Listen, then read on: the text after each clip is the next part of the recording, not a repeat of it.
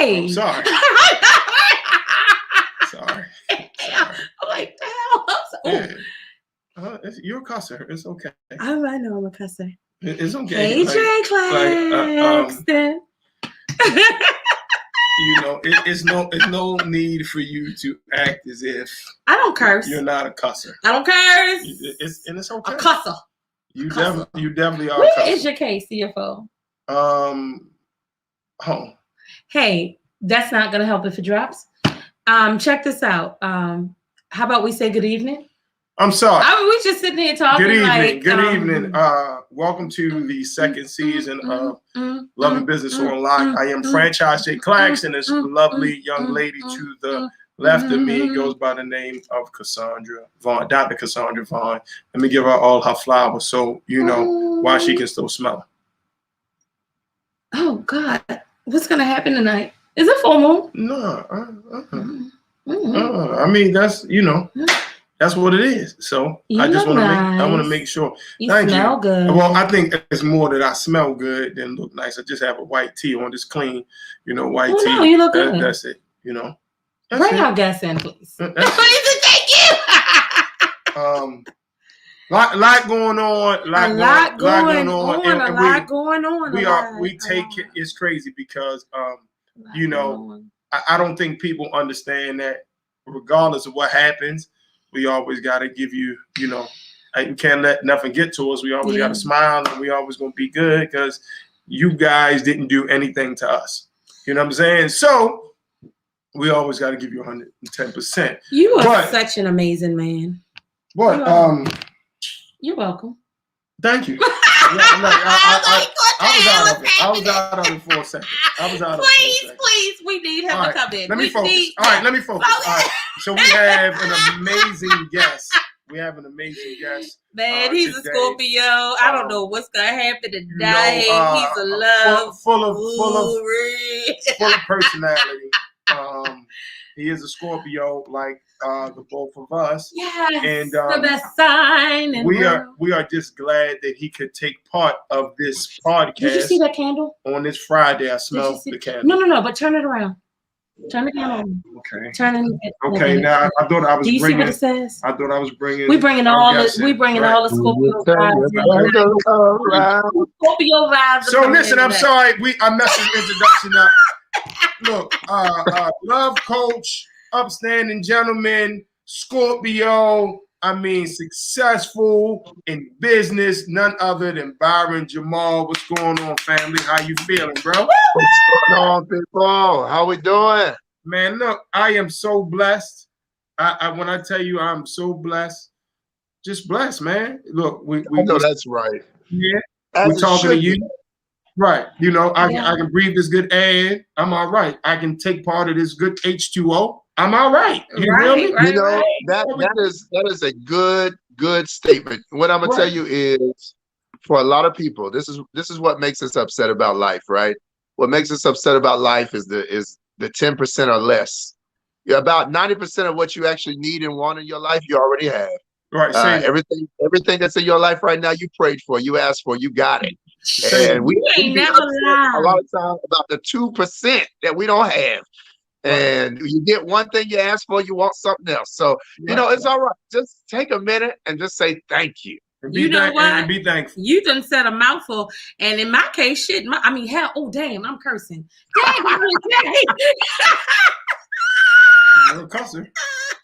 I mean, you already said you're a cusser. It's all right. In my case, my father prayed for what I wanted. Right. Amen. No, but man, I really do. I don't think people are what you were saying are really thankful enough for the things that that they have. And I think that blocks blessings for things that are coming to them because you're not thankful for the things that they're the things that you have. You ain't thankful, so you aren't going to get blessed because you're not happy about the blessings you have. This is really good. You know what I'm saying? You ain't thankful about the blessings. And that's the truth. That is the truth. I have to say, honestly, you would think that it would be me who would be talking the way he talks, you know, because of my background. But actually, it's him who talks the way that I probably should,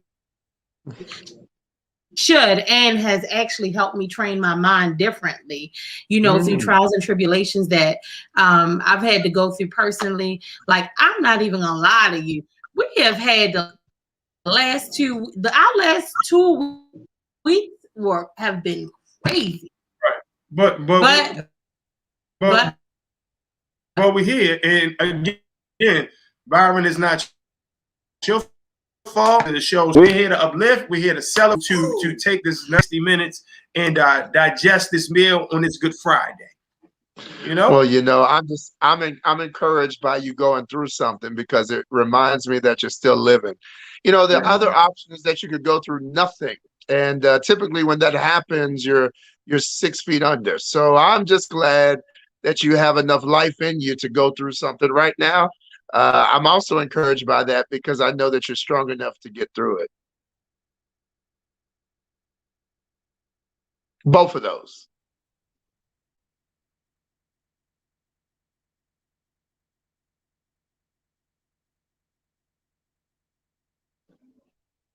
No.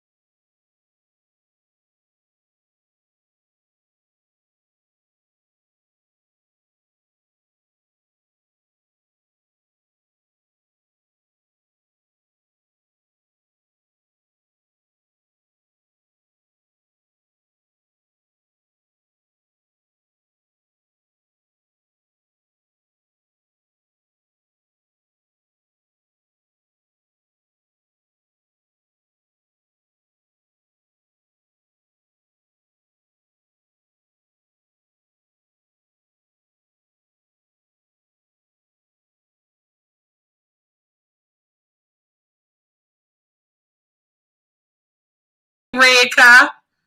Hey. We had that Teddy Riley Wi-Fi going on for a minute. I see. Y'all got that Teddy Riley going on. Come on. All we need is my man in the back. See, that's what happens when you start focusing on your trials and tribulations. Yeah. You end up attracting more trials and tribulations. Right, I know that's right. So, and actually, we just wanted to really say that, man, everything, we good. You know what I'm saying? Like, we accept everything that comes with it. You know what I mean? Because everything is either a win or a lesson.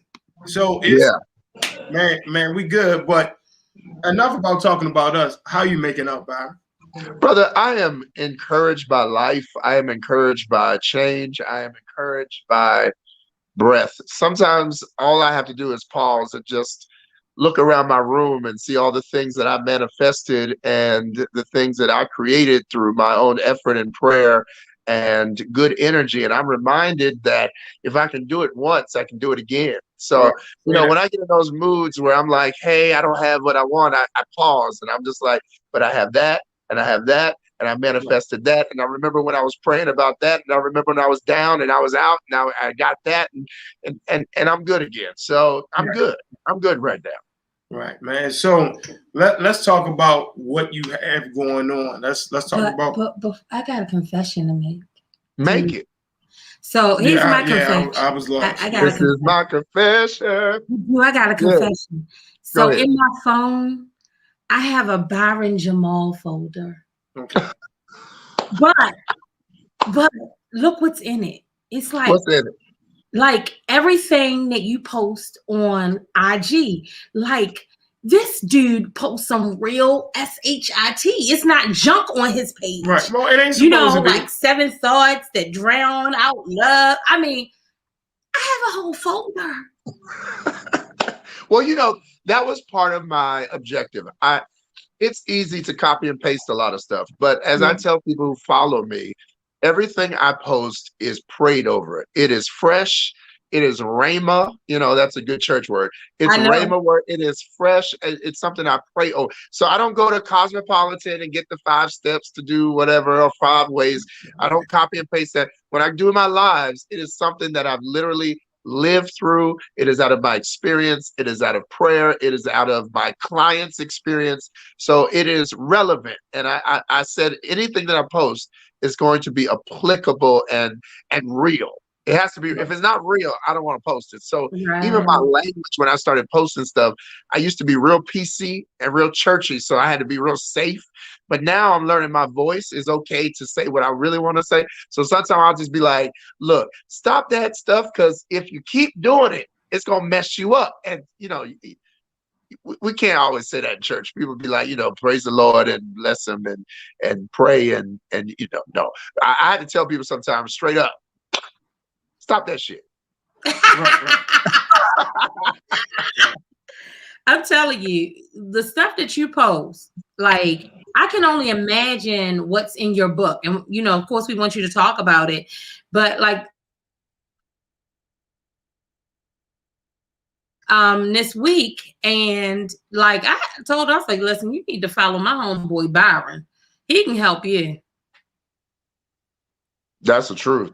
It's speaking of that, like, I'm not a love coach, but all I can do is give what experience, and I feel like I've experienced some things. So I know for me, I just try to give you the food and the things that I've realized and went through, and the lessons that I've gotten, over the years. Like, the same thing when I give my food for thoughts.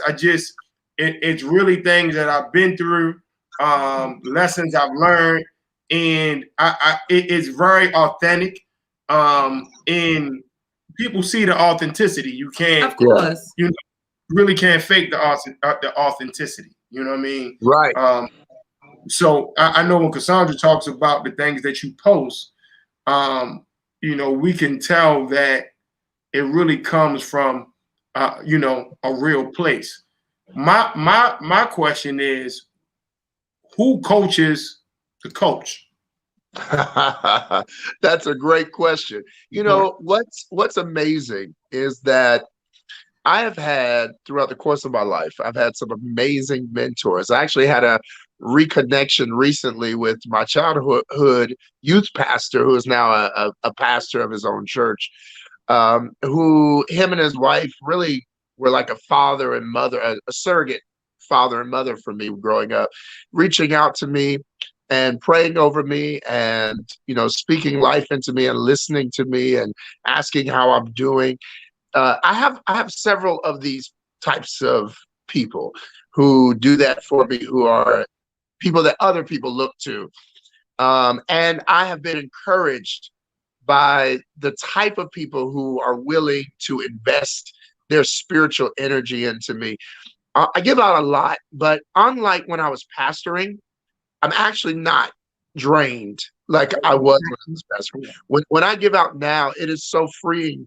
I get to see people in real life, in tangible situations, and almost in real time have aha moments that I didn't have over the pulpit. So it's really just encouraging. So as soon as I see them, as soon as I say something that might drain me or have a deep conversation with somebody who's really going through and crying, and then I see them at the end of the same call have a breakthrough, it's reinvigorating. So it's almost, it's like feeding right back into me. And then on a daily, and I post some of them, but on a daily, I get people that I don't know that reach out and say, hey, the work you're doing is blessing me. The work you're doing has changed my life. The work you're doing is necessary. Keep going.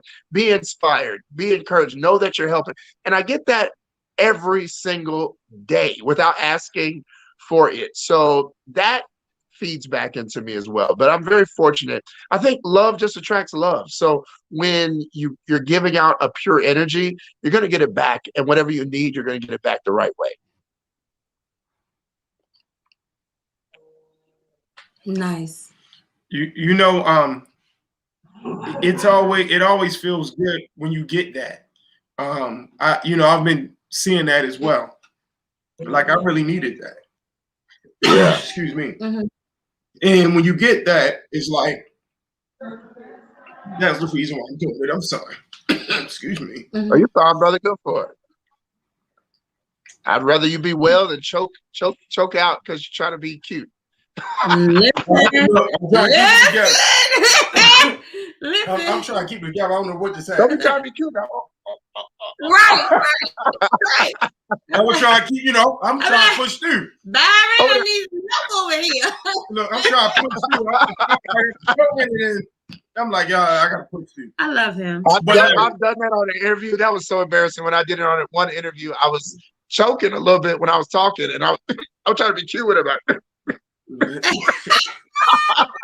Like I'm telling you, I don't even know what happened. I'm like, my voice. At first, I thought he was tearing up. I was going to sit there. Wait a minute, what happened? Yeah, no, I'm not. I said, wait a minute. I had that effect. It's the voice. It's the voice. I knew that's what she thought, that maybe he's tearing up. I'm thinking, wait a minute. I'm like, no, I'm not tearing up, but I'm saying I'm a little. Not yet. I was a little parched. My throat was still parched. We'll go with that.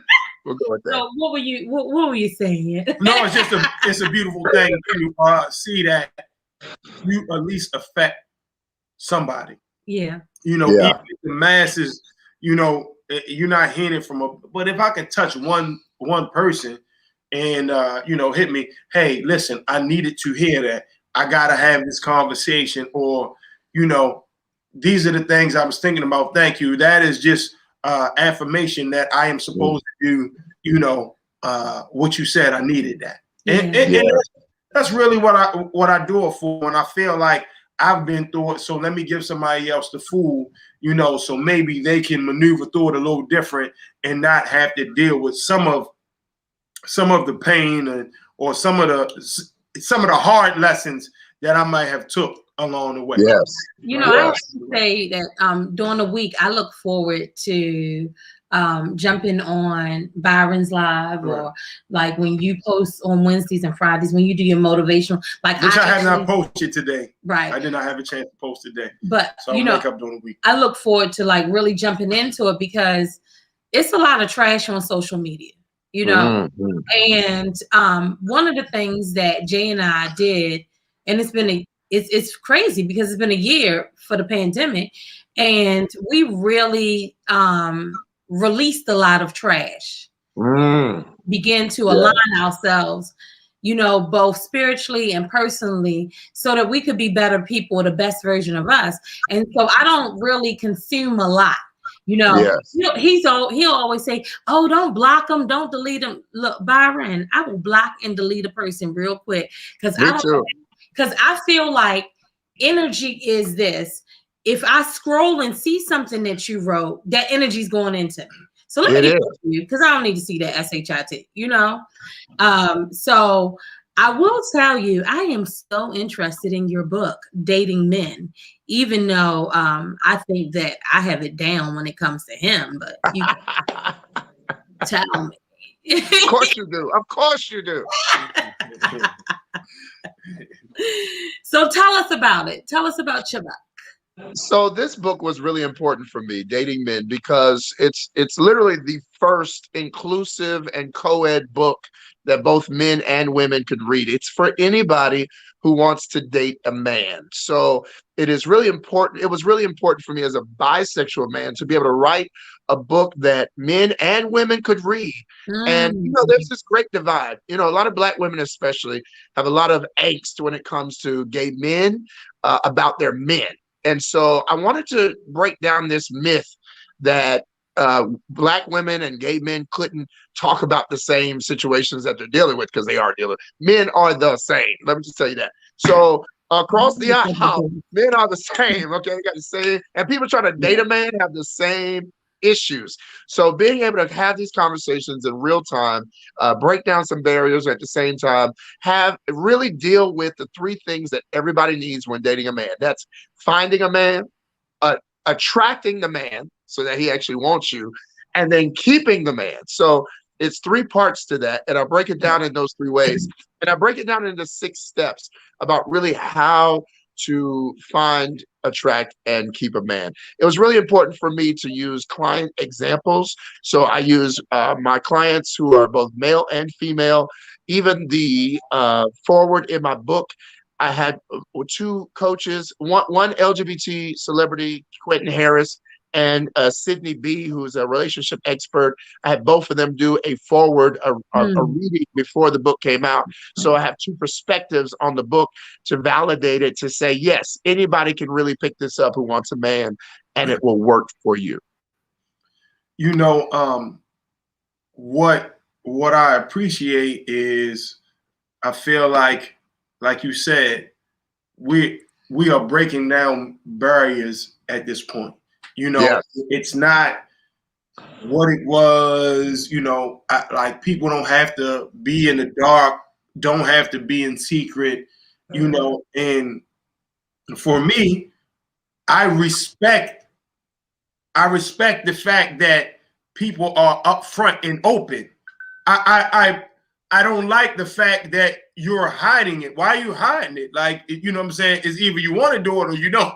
You know what I'm saying? Like, and if you're doing it and you hiding it, then there's an issue somewhere. You know what I'm saying? Yeah. So, you know, however you want to go, however the pendulum swings, just let's be transparent about how the pendulum swings, you know? Absolutely. You know, and to that point, coming from the church world, and I have to, when I have these conversations, it's difficult to say every time I have this conversation, but it's true. Being in the church world, dealing with a lot of pastors who were on the DL, the truth is, and to that point, just to be clear about why a lot of pastors are on the DL, the pastorate role is a very feminine role. It deals with emotions. It deals with communication. It deals with sharing. It deals with the heart, and a lot. That's why you don't have a lot of Black therapists, male therapists, because those kind of things are more feminine, right? Like that. And most men don't have the training as children and young adults on how to be okay with their emotions, and so they go into these roles having feelings. Yeah. So as my point's simple. There's a lot of DL brothers in the church. So coming out of that world and realizing how many of them are in tragic situations, even on the biggest stages, in tragic emotional predicaments where they are living lies daily. The freedom that I have with my truth is something I wouldn't exchange money for. I love where I am, and I pray. I have 7 pastors who are clients right now, right? Like, who are dealing with the freedom aspect of their own lives, the truth that they want to walk in, and they want to be happy, and they're not, even though they have their wives and their children and their beautiful churches. So my goal with this book was to do something that a lot of us don't consider, which is, when you're born, you don't know that you're Black. You don't know that you're a male. You don't know that you're a female. When you are born, you just know that you are enough. You know that you are wanting to explore the world. You're wanting to examine life. You're wanting to try things out. You want to become whoever you're supposed to be. And we teach every bit of the boundaries that we have in our life. And so I really am trying to get to this point spiritually, trying to help people realize, if we could see past all of the things that hold us back, denominations, gender, ethnicities, whatever that may be, political organizations and affiliations, whatever that is, if we could see past that and have the conversations that we all want to have. We all want to have this. This is what we all want to have, male, female. Want to be loved, want to be respected, want to be cared for, want to be appreciated, want to be honored, want somebody to ride or die for us. Everybody wants to. Nobody would ever say they don't want those things. So getting back to the fundamentals of humanity that we all have. And I'm trying to do it real in a smaller way with dating men.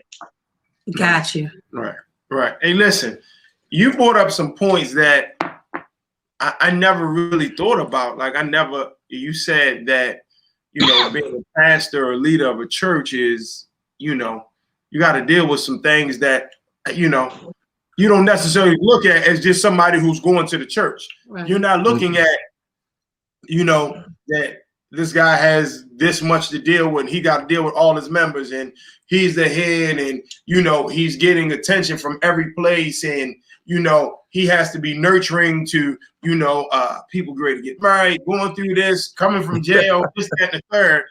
You don't think about that. You don't think about that, because I told Cassandra that I probably could be a pastor myself. I really could. That's what I told her. I don't think you want to be a pastor. I don't want to be a first lady look. I don't want to be a first lady look.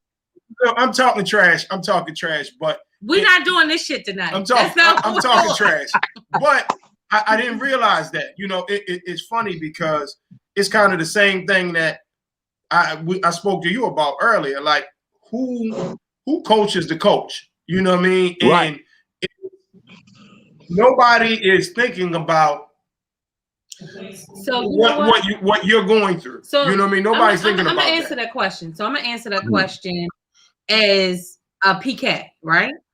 So you know what my dad has always told us? He always told us that, because I said to him, I was like, everybody's pouring stuff on you, but how do you deal with it? He said, I deal with it with my family.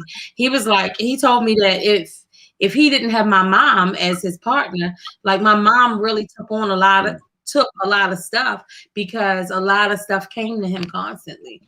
And I hate you because I know you so well. I hate you. I didn't say hey yo, let me tell you something. Byron, this one here, he trying to get me in trouble, okay? I'm in that conversation right there, and I'm gonna let y'all continue. I didn't. Nobody. You know what? But that's what you're saying, though, is so real, because a lot of pastors don't even trust the pastors over them, like their bishops and their apostles and whatever. They don't have a lot of them, because a lot of pastors have a fear. A lot of people in higher positions, period, have a fear of the people that could take their business, their flock. So if they knew their stuff, they might use it against them. That's happened before. So a lot of people can't trust people, which is why I get pastors now who really come to me, and they know I'm a safe space. They know I've done the work. They know I'm transparent. And so they're like, hey, I need to talk. I got to vent. At least just let me vent. And, I get it. But you're right. The wife is normally the one who ends up being the crux, which is why they have First Lady Appreciation Day. It's not because, she's sometimes doing anything at the church. It's because he knows how much she's got to deal with, but that's not the way it's supposed to be. Right. You're right about that. Somebody put Dr. First Lady Cassie Clack. No, that ain't happening. Nah. Absolutely freaking no. But you know what? Come on in the room. Yeah, come on.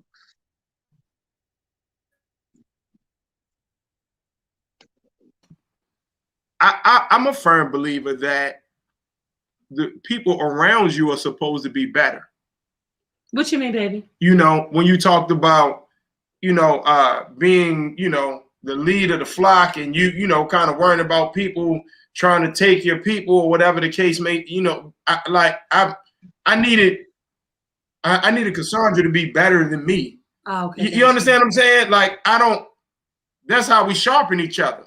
Am I making any sense? Like, yeah. Byron, I don't want to be around you if you can't make me better, right? And vice versa. I don't feel like it should be a thing where I've always felt like I want to have somebody around me just as good or better. Yeah, well, absolutely. I mean, it does say iron sharpens iron, so you can't have wood trying to sharpen iron. You know, you can't have Jello trying to sharpen iron. You know, you need 2 irons to sharpen iron. Right. So, in the back of the room. Somebody hear you. And you know, every relationship has to have some value. You know, can't be. I'm choking again. Am I choking you up? Go ahead and cry. Go ahead and cry. Get it over with.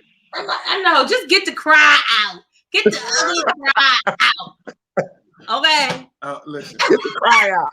Come on. But no, like I was saying, every relationship has to have value. If it doesn't have value, what do we? What's the point? What's the point, right? And you know, I try to make sure that you know, not I preach it, but just let my followers know, like on social media, hey, make sure that the people you're around and you know, people that you talk to on a regular basis have some value. She's laughing at comments. She's laughing at comments. Did you see that comment? So it's gonna be love and business. No, this is gonna be Love on Lock Ministries. Yeah. Love on lock, love on lock, love on lock, love on lock. Yay! And you can sing. Listen, I can't sing. I wish I could sing. Byron is listen, I wish I could sing, Byron. I'm telling you. Look, it's gonna be nothing. Well, you know, the requirement to be a pastor is you got at least be able to hold a tune, at least a little. You don't have to be a vocal singer. You got to. Wait, Byron. He just said he going to singing class for what reason? Just because I got to be able to know. To do what? You're gonna be a DJ. That's what you're gonna be. That's what you're gonna be. Make sure the flock is right. Make sure the flock right. I promise. I'm about to walk off. Make sure the flock right. You know what I mean? Come on. So just in case somebody going through something, I'm breaking the song, just like Byron just did. I got some rhythm, and I need a little lyrics, and then I'll be good. Come on. That's it. I need a little breakthrough right here. I'll be good. So what else you got? I have nothing. I have nothing. I really have nothing. I don't know who I'm sitting next to. I don't know who's in front of me. You know. I know. Oh, this is good to my soul. Answer my question. The ministry wedding bells. Somebody said answer my question. That's what they talking about. Yeah. So he can sing before oh my God. Yeah, I would. I'm telling you. Please bring this back. Bring this conversation back. I'm sing before prayer.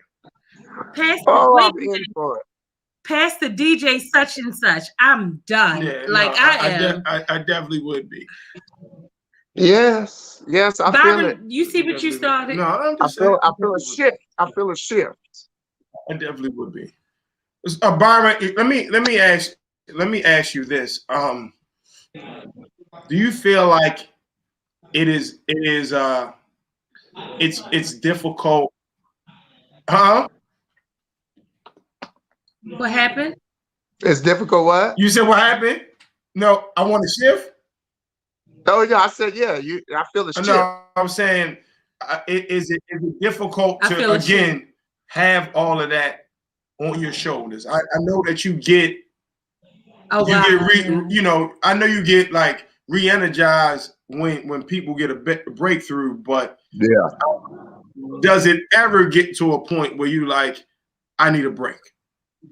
So what's interesting is when I was pastoring, I needed a vacation every quarter. You know, okay. I needed to get away from everybody and everything. And it's a feeling that a lot of pastors have, even if they can't get away, they have it. Which is why a lot of them slip into vices in order to release. A lot of them have different vices. But for me, with this work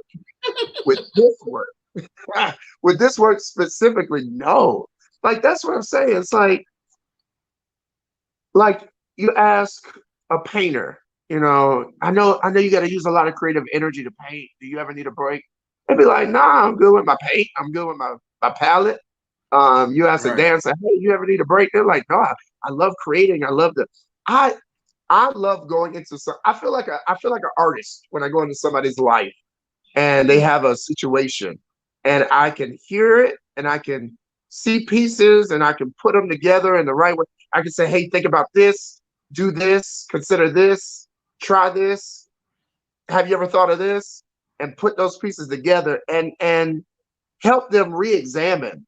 I have two ladies who just this week signed up with me in my coaching who are over the age of 60, and they're reigniting their pursuit for love. And to see them passionate again about trying love when a lot of people over 60 are like, oh, well, too late. To see that and to help them process that, it's exciting to me. So that's how you're in what you're supposed to do. I don't think every pastor was called to be a pastor, which is why a lot of them burn out so much. I really know what it feels like now to be operating in what I'm supposed to do. So it does reignite me every time. And I really am excited about the work I do. Right. It's interesting because as I watch you, from afar, how you respond and how you act, it reminds me a lot of, like, I tell people all the time, I get the most pleasure out of watching Jay perform. Oh my God. Because I see something that most people don't see. Most people just see him DJing, they feel good because of the music. But me, I watch him and I see his mind putting the music together. I see him actually creating it. And when I tell you I get so much pleasure from it, like I just can't even explain the joy that I get from it. Yeah. I get that. I get that with my whole heart. Right. And it's funny because as I know that you aren't pastoring anymore. You are, doing a mentor, you're coaching. Would you say he's not pastoring though? But that's what I'm saying. But that's what I'm saying. I still feel like you have a congregation. Yeah. You know what I'm saying? Like, I still feel like that. And what I wanted to find out is, like, when you are in front of maybe, a number of people, do you ever still get butterflies? Does it ever be like, when you, like, sometimes you get butterflies because you really want to do so well. You know what I mean? And I used to have a football coach to say butterflies weren't a bad thing. It meant that it meant something to you. You know what I mean? Do you still get that feeling? Do you still get butterflies? You still, does it still make you feel like damn, I did that? I get butterflies when I feel like I get butterflies when I am not confident, not trusting the content. See, I have learned now to trust the content, to trust the spirit leading me. And so I do the work, I do the work up front to do my study, to do my research, to be prepared. But I get my bullets, but I trust the process enough to know that when I'm going to speak, because I'm not reading from a script, when I'm speaking, that I will get fresh word and stuff will come out that I have to stop. And you probably heard me do this before. I'll be like, man, I never said that before. This, and I'll be like, I'll acknowledge like, whoa, man, that was good. Like, where'd that come from? Because I have to, when I do that, and I know when I tap in, and some of the people who really follow me consistently, they can see when it was on my notes versus when I was like when something clicked from up here and it came from out here and just right here and then it went right there. That's when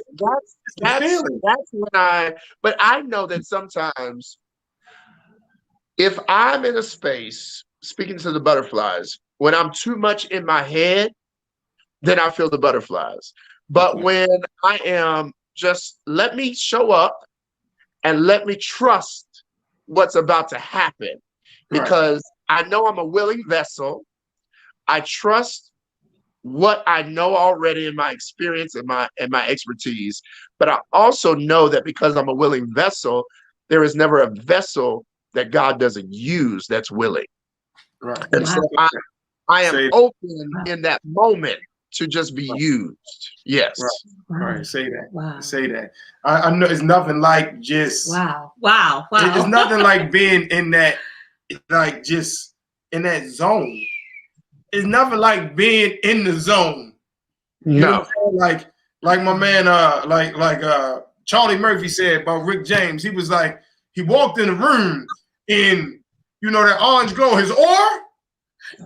I've seen that shit. Actually, you know what I'm saying? Like that was from the Dave Chappelle show, Jen. But I said Charlie Murphy. It's nothing like when Charlie Murphy said that about Rick James. He was like, when he walked in the room, his aura is nothing like in that zone. Oh my That's God. it. It's nothing like being in that zone as a person who creates and make sure people are good, because we're we're providing a service actually. We really are. It is something that I want to unpack, but I don't want to really unpack. Pull a few things out. Boy. I'm serious, because this is something that has been bothering me. And, we're probably going to get a lot of comments. People are probably going to hate me if I say this. But I don't understand why we are applauding Prince Harry for being a man. He only did what he was supposed to do for his wife. I didn't know. I didn't expect that. I didn't expect that at all. You caught me by surprise. I know, because I happened to look down at my phone and I took some notes, because it's like so much stuff I wanted to talk to Byron about. Right. And we might have to do a part 2. Byron. I know, right? I'm here for it.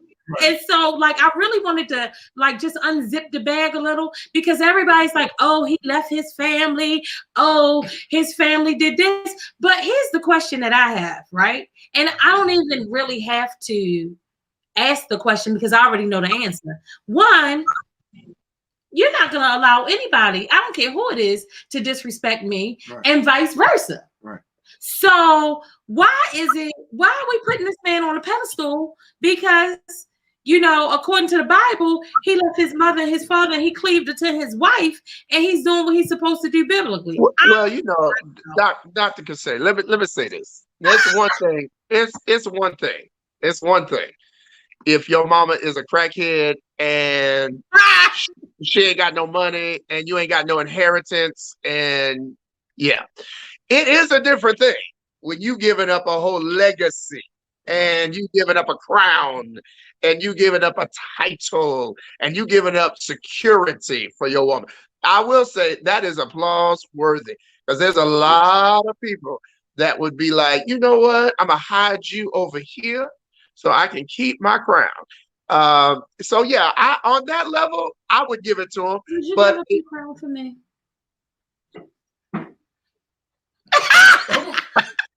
I denounced my throne.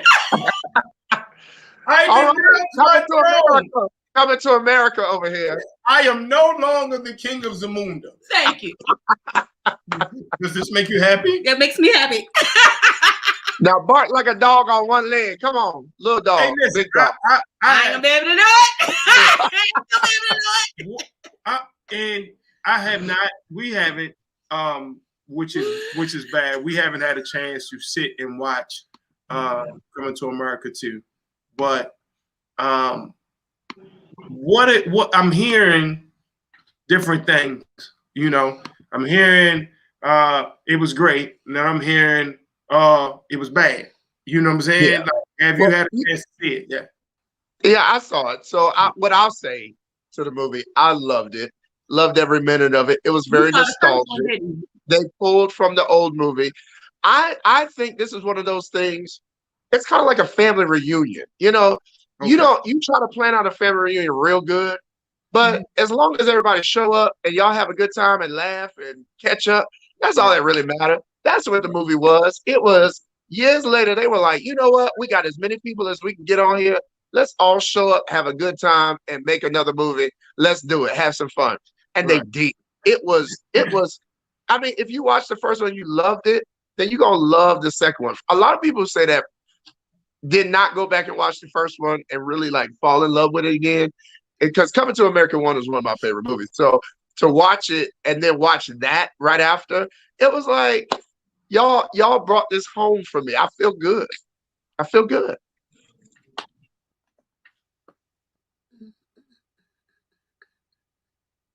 You know what? I've heard different, like you have, but what I've heard is that younger people who didn't necessarily see the first one didn't really understand the second. Okay. You know? Right. Yes. Yeah. Wow. You know. It relied heavily on the first one. It was one of those you had to watch the first one.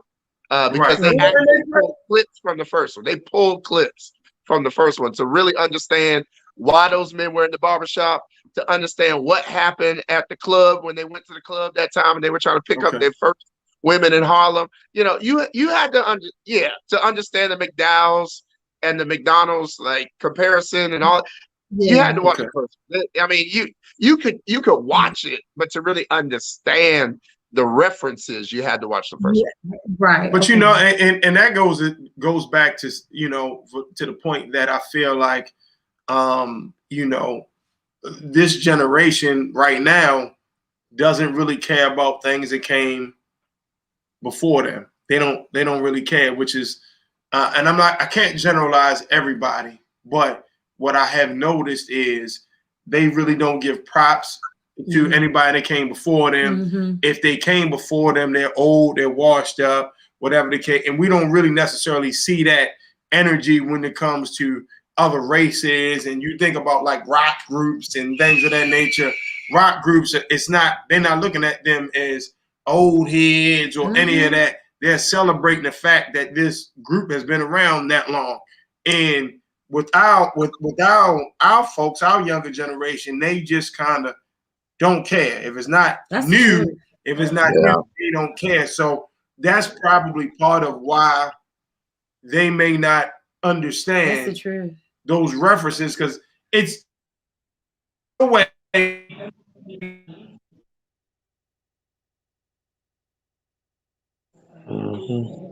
cared about the things that came before me, because I just wanted to know. You know what I'm saying? I cared about Bruce Lee. I just wanted to know. They don't care. Trust me, I know. Remember, we had to watch Bruce Lee. They don't care. They don't care. I'm sorry. You know, I think a part of that, though, is that we have lost touch with our African roots when we talk about ancestors and things of that nature. Like, that was a big part of African tradition, was honoring your ancestors, and being stripped away from that and being locked up for 400 years really did a number on us honoring the ancestors. So now, instead of seeing honoring ancestors as something that's a normal part of our existence, we think of it as something that's super spiritual. You know, we watch Black Panther, and even the disconnect between honoring the ancestors that have come before and all of that seems spiritual and spooky, and, you know, the honoring of, I guess it's what cultures do. Native Americans, you know, African, Asian people do. Like, every culture has that in there. But as African Americans, the most we honor is Prince, is Whitney, is Aretha. Like, we don't, Martin Luther King. We don't know how to honor our grandparents, our great parents, our great. But a lot of that has to do with the fact that we've lost a lot of our lineage and our history. So we don't have a lot to go back on. And the modern parents didn't do it, you know, and the parents didn't do it. So, you know, a lot of people only know their mama. They don't know their grandparents. They don't know their great-grandparents. So that's crazy. Somebody was telling us about how their child didn't know who Martin. No, they thought that Malcolm X, when they asked him who was Malcolm X, they said, "Oh, the man who was in the movie." Somebody told us that. Remember? Okay, I'm sorry. I had somebody say he was a rapper. He was a rapper. Was that a rapper? Yeah. Listen. I'm trying to tell you. Yeah, it's really, I don't understand. Yeah. I don't understand whatsoever. And for me, I'm one step from being a Black Panther, because of my history and my background and my family being really heavily tied to civil rights movement. For me, I don't understand it. Right. My kids know everybody. You hear me? So I don't get it. Yeah, I mean, speaking of that, and I'm not gonna hold along. I'm gonna be quick. When I went to Memphis, I was really, really pressed to get to the Lorraine Motel. Right. The day we went, it was open, but we had some things we had to take care of. Okay. The day that we were open where we could go, the Lorraine Motel was closed. You know what I mean? That particular day. So I was really disappointed the fact that I was not able to go into that room. Like I just wanted to see that, because the hotel is still there. It's like a museum. It is. And the trash yard, the garbage yard is still there as well, across where the shot was fired. For me, I went to the Lorraine Motel when it first opened. My experience was a lot different. Because when I went with my godfather, and Byron, you don't know this, but my godfather was Dr. Ralph David Abernathy. I'm sure around you see, so I went with him. So my experience was different because he actually took us through the motel and took us through the room, what they were talking about when they came out, how he felt. And I promise you, when he started talking about, when they heard the gunfire, he lost it. So my experience was different. I appreciate my experience, and my experience was different, but my kids didn't get the same experience when I took them. You know what I mean? Right. So for me, that's a place that I would love to go back to, but I'm kind of like this because of my first experience, Yeah. I gotta get that. You have games today? I don't have games today because it's Byron. And I just feel like he gives so much knowledge. Like, I feel like our conversation is just always so enlightening. I promise you, I feel his energy every time we talk to him. But what I will say is I don't have games, but Byron, I want to tell you that after we talked to you, the last question that you asked us, when you interviewed us, was what was our purpose, right? Yes. And no, I believe Jay asked you that question and you answered, right? So later on that night, I turned to Jay and I asked him what was his purpose, because I just wanted to know. And I just want you to understand how much you've helped us and how much, even talking to you then, it just gave us so much that we took away from, even in dealing with different situations. Like I said, the last 2 weeks have been crazy, especially in our family life. Jay had some family things that happened. And then on top of that, he had to deal with some health issues that I had. And it was interesting because I went back and watched your interview with us and listened to the things that you said. And I saw so much of what you said to us in how he was talking to me. And like, we had a conversation yesterday and I had to actually say to him, you know what? I know we have a lot going on, but I apologize to you if I was acting a certain way, but it's just a lot, What made me feel good was his response.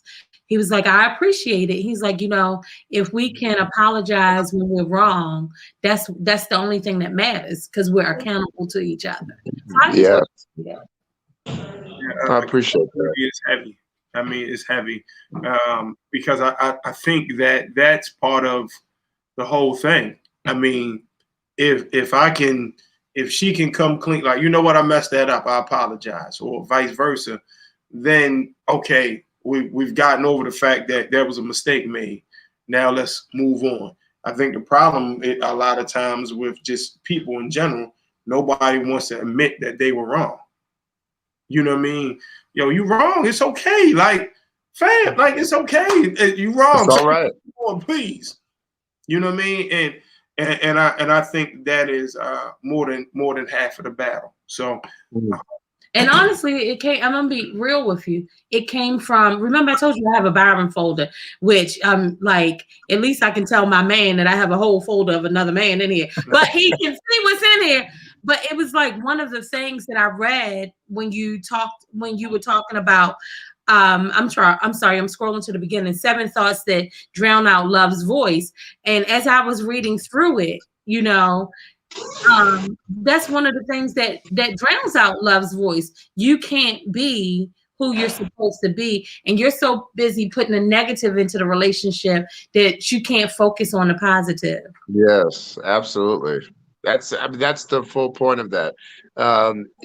Having a negative mind is never going to create positive results. So being in a space where you are fighting back the urge to be negative, to hold on to animosity, bitterness, anger, letting that go is what allows a relationship to move forward. There's no way that you can possibly see positive outcomes in your relationship and hold on to negativity. It just simply doesn't work. There's no way. There's no way. Right, it's a contradiction. It definitely is. So Byron, let me ask you this, because we got about 4 minutes left. What do you want somebody watching this podcast right now or watching it later to know about Byron Jamal? So ultimately, I just want them to know that I am a Black male who is out here trying to help people understand the 3 parts of love. And that is 1, inward love, which is the love that you should feel for yourself. To have one of my books says ultimate self-love, a love for yourself that is above everything else. I also want people to connect with an upward love, a love that says there's a love that made you, the source, the energy, the universe, whatever you call it, God, Jesus, Buddha, however you identify your spiritual practice, something that's bigger than you, higher than you, and connecting to that in a real and substantial way. To understand that the reason why a computer can feel important is because somebody made the computer for a reason and a purpose. So it's hard to find love within if you don't understand that something made you with intention. And then ultimately outward love, which is love with other people, to be able to connect our heart to other people's hearts and to be able to unite and connect in a real and substantial way. So upwardly, inwardly, and outwardly, I want people to understand this is my focus, this is my mission, to help people find the love they deserve. Right. Look, that's why you blessed, my brother. That's why you are blessed. How can they follow everything that you have going on? One eye. And seriously, one eye. I don't know what that means. Byron, I'm sorry. Did you hear us? How can they follow everything that you have going on? Oh, absolutely. So easy to find. You can find me at Byron Jamal on social media. I'm on Instagram, LinkedIn, Twitter, Facebook. I'm a little funny sometimes on TikTok. And you can also reach me at, if none of that works, byronjamal.com. Easy to find and very glad to help anybody and everybody who wants help with love.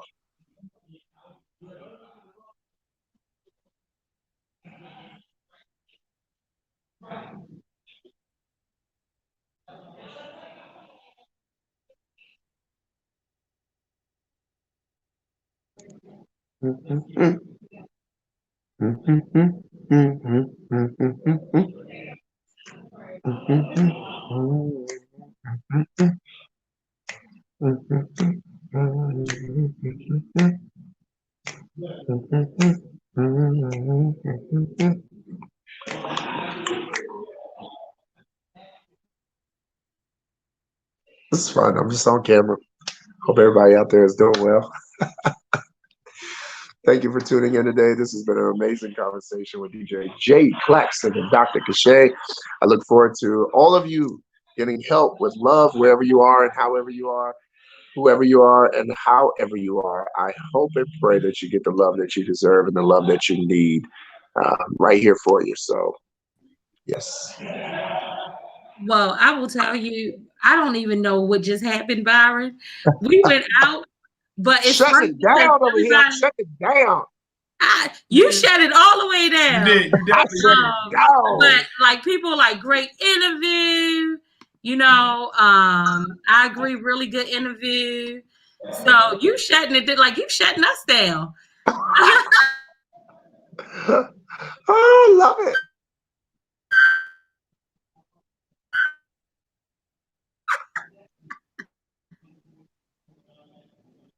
I love it. That's how it's supposed to You're be. shutting us down, Byron. We love you. You know, I'm your biggest fan.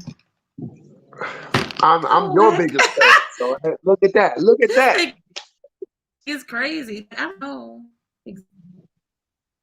Yeah. Yeah. We It's giving you appreciate some it. drama today. It's okay. It's all right. A little drama.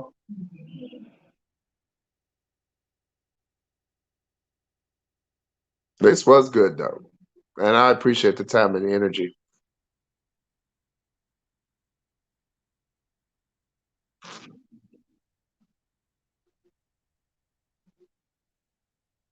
Mm, mm, mm.